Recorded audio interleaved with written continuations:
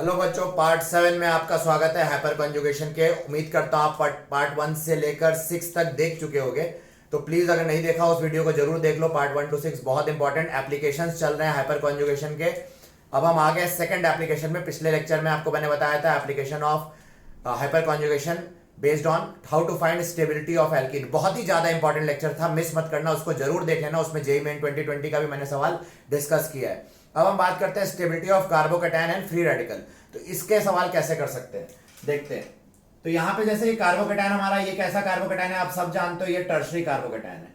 और ये कैसा कार्बोकैटायन है बच्चों, ये हमारा सेकेंडरी कार्बोकैटायन है। ये कैसा कार्बोकैटायन है हमारा, प्राइमरी कार्बोकैटायन है ना। और ये मिथाइल कार्बोकैटायन है, सुप्रा प्राइमरी या सुपर प्राइमरी, अलग अलग ऑथर अलग अलग नाम देते हैं, ठीक है। तो ये सब छोड़ो, यहाँ आ जाओ। ये टर्शरी कार्बोकैटायन आपका काफी, आपने सुना होगा, स्टेबल होता है। क्यों स्टेबल होता है? क्योंकि बच्चों यहाँ हाइपर कंजुगेशन वैल्यू आप निकालोगे, अल्फा हाइड्रोजन कितने, 3 + 3 + 3 6 + 3 9, मतलब 9 अल्फा हाइड्रोजन है ना, 3 3 3।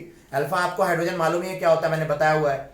यहाँ पे अल्फा हाइड्रोजन देखें तो यहाँ पे जो अल्फा हाइड्रोजन सिर्फ 6 है, क्योंकि ये हाइड्रोजन अल्फा नहीं है, ये वाले अल्फा। अल्फा कार्बन पे जो हाइड्रोजन है वही अल्फा हाइड्रोजन होते हैं, ठीक है। तो ये हो गया। यहाँ हाइपर कंजुगेशन बच्चों क्या है, 3 है, देख सकते हो, यही अल्फा कार्बन है तो यहाँ 3। और यहाँ हाइपर कंजुगेशन बच्चों क्या है, 0। यहाँ कोई भी अल्फा हाइड्रोजन नहीं है। अल्फा हाइड्रोजन की कंडीशन आपको मालूम है कैसे निकालते हैं, क्योंकि ये sp2 कार्बन है, इसके बगल में कोई sp3 कार्बन होता जिसपे हाइड्रोजन लगा होता, तब हम बोलते हैं वो अल्फा हाइड्रोजन है। बट यहाँ पे ये sp2 कार्बन है, sp3 तो है ही नहीं, तो यहाँ अल्फा हाइड्रोजन इनको काउंट मत कर लेना, ये अल्फा हाइड्रोजन नहीं होते हैं, ठीक है। तो हाइपर कंजुगेशन वैल्यू जिसकी ज्यादा, मैंने बताया था stability is directly proportional to hyperconjugation value. सीधे सीधे हमारा हाइपर कंजुगेशन वैल्यू इसका ज्यादा, तो ये हमारा स्टेबिलिटी ऑर्डर। अब इसको इंडक्टिव पावर से भी आप देख सकते हो, आपने पढ़ा हुआ है, ये हमने +H इफेक्ट लगा के देखा स्टेबिलिटी। +I से भी तो ये स्टेबल होता है, ये हमने इंडक्टिव वीडियो में बताया हुआ है, क्योंकि ये CH3 ग्रुप कैसे है, +I ग्रुप, ये इसको इलेक्ट्रॉन फोर्स करेंगे तो ये इसकी स्टेबिलिटी बढ़ा देंगे। तो +H और +I दोनों ही कह रहे हैं कि टर्शरी कार्बोकैटायन स्टेबल होना चाहिए, इसलिए दुनिया का सबसे दुनिया का नहीं, सॉरी दुनिया का सबसे स्टेबल नहीं, हम आगे बात करेंगे। बट इन चारों में सबसे स्टेबल कार्बोकैटायन कौन सा है, ये वाला, ठीक है। क्योंकि हम जो दुनिया के सबसे स्टेबल कार्बोकैटायन में, वहां पे aromaticity as well as sigma resonance भी लगाएंगे, वो one of the most stable carbocation in the world है, ठीक है। तो हम वो सब बाद में बात कर लेंगे। और ऐसे तो ऐसे बहुत से कार्बोकैटायन आप बना सकते हो, ठीक है। तो इसलिए हम लोग उतना डिटेल में नहीं जाएंगे। अगर रेडिकल, सॉरी मैं मिटा दिया, मिटाने की जरूरत नहीं थी। CH3 देखो भावनाओं में बह जाता आदमी तो मिटा देता है। यहाँ पे भी बच्चों सेम ऑर्डर, अगर यहाँ पे प्लस की जगह रेडिकल लगा दिया तो भी हम क्या बोलते थे, यही ऑर्डर होगा। क्यों बोलते थे यही ऑर्डर, क्योंकि यहाँ पे भी हाइपर कंजुगेशन क्या आ जाएगा, 9 आ जाएगा, है ना। यहाँ 6 या 3 या 0। लेकिन एक बात ध्यान रखना कि फ्री रेडिकल के केस में जनरली हम लोग इंडक्टिव पावर से ही स्टेबिलिटी देखते हैं। लकीली इंडक्टिव पावर भी यही ऑर्डर कह रहा है स्टेबिलिटी का, क्योंकि यहाँ ये इलेक्ट्रॉन डेफिशिएंट है, ये कार्बन रेडिकल में इलेक्ट्रॉन डेफिशिएंसी होती है, तो ये हाईली रिएक्टिव हो जाता है, इसको इलेक्ट्रॉन चाहिए होते हैं स्टेबलाइज करने के लिए। तो यहाँ पे यही ऑर्डर सेम जो रेडिकल का है वही कार्बोकैटायन का भी ऑर्डर होगा, और ये ऑर्डर हमारा स्टेबिलिटी का होगा। लेकिन एक बात याद रखना, H डॉट रेडिकल बच्चों बहुत ही अनस्टेबल होता है, और अगर ये हाइपर कंजुगेशन इसमें हुई रेडिकल में, देखते हैं कैसे होती है। अगर रेडिकल में हाइपर कंजुगेशन हुई तो H डॉट रेडिकल बन जाएगा, और मैंने आपको बताया H डॉट नहीं बनना चाहता, नॉर्मल कंडीशन में H डॉट नहीं बनेगा, वो एक मीडियम रिक्वायर करेगा या उसके साथ कोई फोर्सेस होने चाहिए, नहीं तो H डॉट नहीं बनेगा, बहुत हाईली अनस्टेबल है। तो इसलिए ये बुक्स में लिख तो देते हैं, पर गलत तो नहीं बोलूंगा, लेकिन हाँ मतलब सॉर्ट ऑफ गलत ही है, वो नहीं लिखना चाहिए। वो इंडक्टिव इफेक्ट से रेडिकल की स्टेबिलिटी देखनी चाहिए। देखते हैं क्यों। देखो अब मैं आपको हाइपर कॉन्जुगेटिव स्ट्रक्चर बना के दिखाता हूं फ्री रेडिकल के केस में।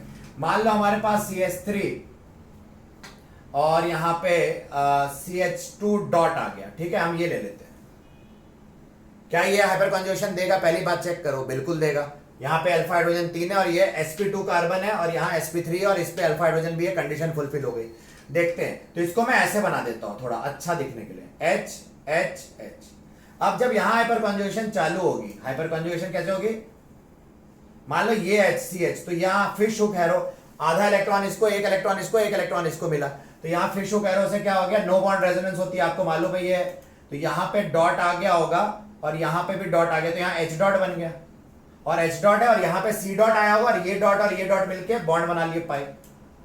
तो आप देख सकते हो यहाँ क्या जनरेट हो गया बच्चों, H डॉट रेडिकल। और मैंने अभी आपको बताया नॉर्मल सर्कमस्टेंस में ये नहीं बनेगा, सारे ही ऑथर कह रहे हैं ये स्टेबिलिटी प्रोवाइड करता है, हाइपर कंजुगेशन से ही रेडिकल की स्टेबिलिटी देखते हैं। पर मैं यहाँ पे थोड़ा सा अपना ओपिनियन डिफर करता हूँ, और उम्मीद करता हूँ फ्यूचर में इसको थोड़ा मॉडिफाई किया जाएगा, रेक्टिफाई किया जाएगा, और थोड़ा इस पे और इलेबोरेट डिस्क्रिप्शन बुक्स में आना चाहिए। ठीक है, चलो ठीक है। अभी आप मान के चलो आपके सिलेबस में यही हम लोग मान लेते हैं कि प्लस एच एंड प्लस आई दोनों ही रेडिकल की स्टेबिलिटी डिसाइड करते हैं। इसी तरह से ये भी हाइड्रोजन जाता तो आप उसका भी बनाओ, यहाँ पे डॉट आ जाएगा, ये बॉन्ड गायब हो जाएगा, और ऐसे सेम, मतलब आप समझ गए होगे अब इसकी हाइपर कॉन्जुगेटिव स्ट्रक्चर कैसे बनाने। ठीक है, तो मैं ज्यादा आपका टाइम बर्बाद नहीं करूंगा। तो ये फ्री रेडिकल और कार्बोकेटायन में आपने देखा। कार्बायनायन की बात करें बच्चों, तो कार्बायनायन में हम लोग ऐसे केस में अगर ये sp3 है और यहां पे भी sp3 है और यहां हाइड्रोजन है, तो ये अल्फा हाइड्रोजन हम लोग इसको काउंट, मतलब इसको हाइपर कॉन्जुगेशन वैल्यू में नहीं मानेंगे। क्यों?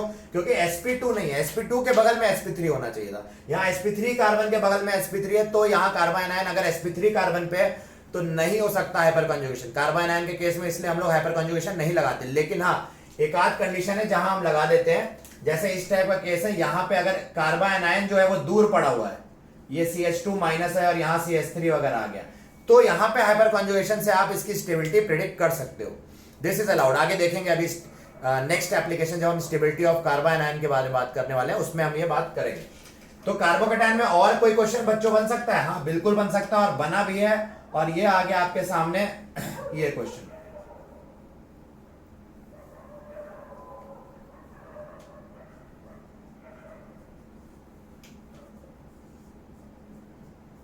इन सब बातों को हमें डिस्कस करना जरूरी है। चलो हम पहले इसके बारे में बात करते हैं। चलो इसके बारे में बात करते हैं, ज्यादा हम पहले डिटेल में जाने से पहले ये समझते हैं। ये CH3 है, क्या यहाँ हाइपर कॉन्जुगेशन होगा? हाँ बिल्कुल होगा।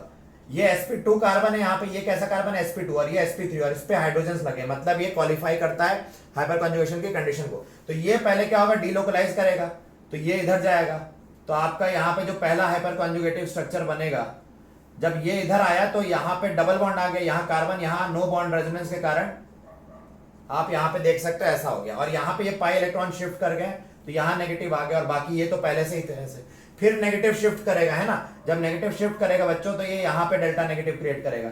तो इसका जो नेक्स्ट आ गया आपका हाइपर कॉन्जुगेटिव स्ट्रक्चर,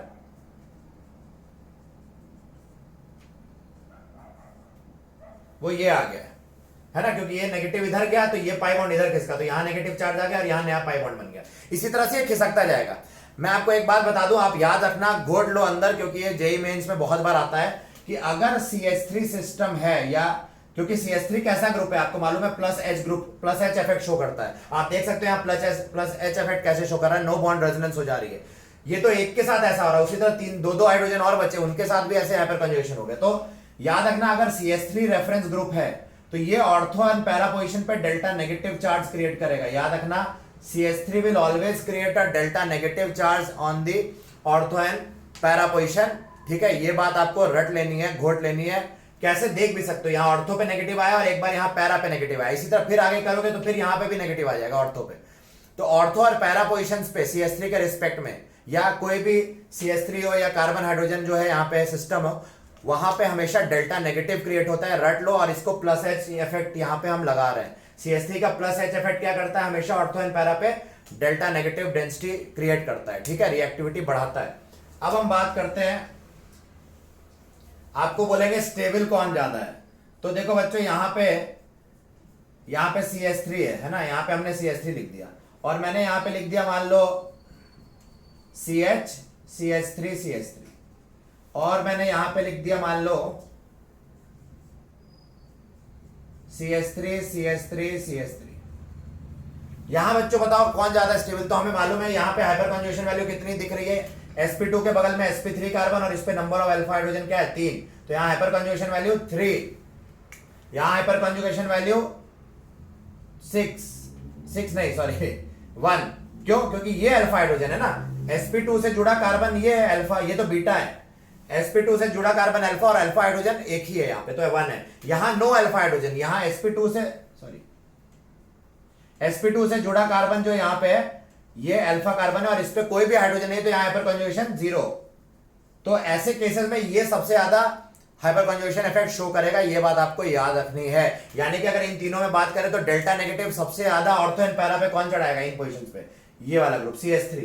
तो हम बोल सकते हैं प्लस H पावर जो है, प्लस H की पावर इसकी ज्यादा है CH3 की then CH3CH2, then CH3CH, and then CH3CH3, ये नोट कर लो, ये हमारा ऑर्डर हो गया प्लस एच इफेक्ट की पावर का, स्ट्रेंथ का, कि ये ग्रुप सबसे ज्यादा रिंग सिस्टम पे हम बात करें तो ये सबसे ज्यादा प्लस एच शो करेगा, और ये डेल्टा नेगेटिव, इसका मतलब क्या है, बात ध्यान से सुनो, delta negative charge ortho and para पे कौन सबसे ज्यादा क्रिएट करेगा बच्चों, ये वाला, यानी कि यहां सबसे ज्यादा डेल्टा नेगेटिव, यहां पे भी डेल्टा नेगेटिव सबसे ज्यादा, यहां डेल्टा नेगेटिव, यहां पे थोड़ा कम डेल्टा नेगेटिव इसके मुकाबले। समझ में आ रही है बात? तो ये हम क्यों बता रहे हैं, क्योंकि अब हम हमारा एप्लीकेशन देखने वाले हैं कार्बोकेटाइन का, जो अभी वो इसी पे बेस्ड है, ध्यान से नोट कर लो इसको, है ना।